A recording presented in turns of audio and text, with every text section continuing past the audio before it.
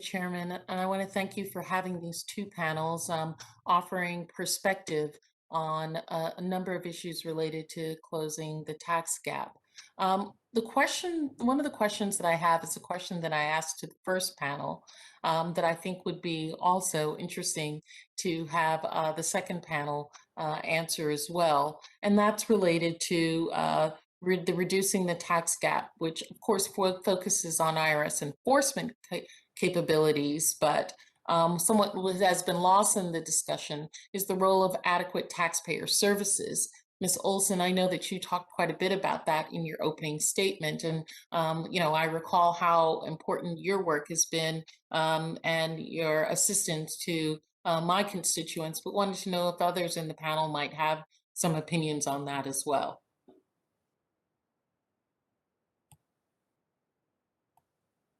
Well, I can certainly go first and let others, Sure. Taxpayer service is just absolutely vital. And it's not just in the form of picking up the phone, but it's in really rethinking how you present information to taxpayers, the extent of transparency, being able to explain things, the kind of on-the-ground assistance you give to people.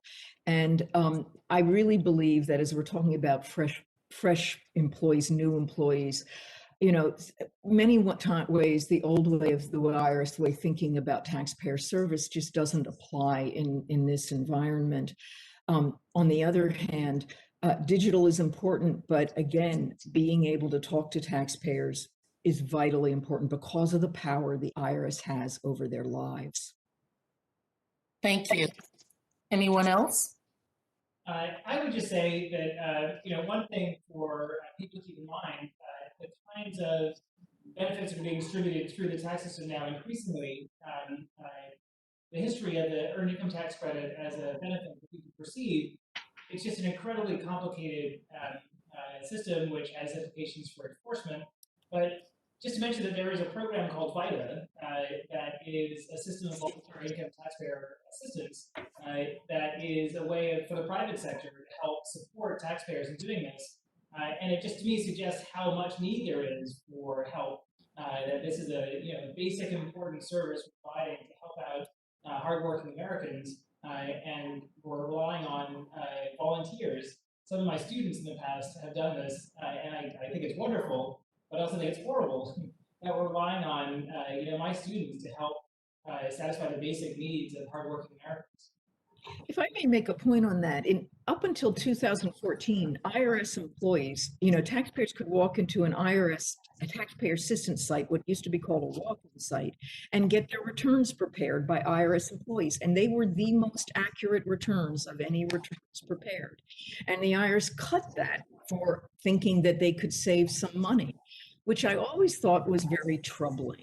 And the other side of that was that because there were so many taxpayers wanting that assistance, they would call revenue agents and revenue officers out from behind, at their desks to actually help taxpayers. And that was very good for RAs and ROs to see taxpayers who were trying to comply with the law, since every day of their lives they saw people that maybe weren't.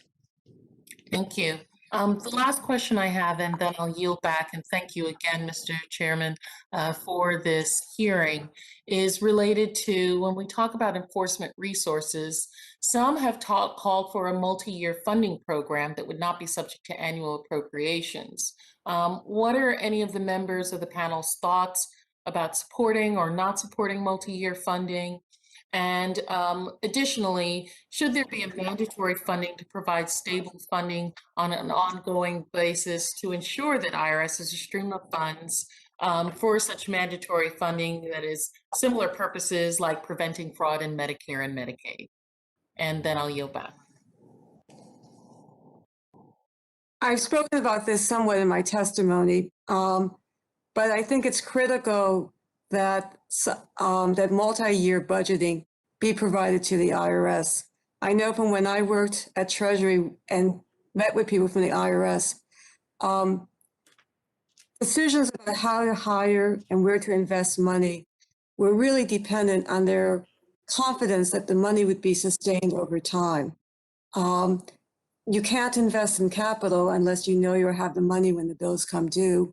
And you can't hire people unless you know you can pay them the following year.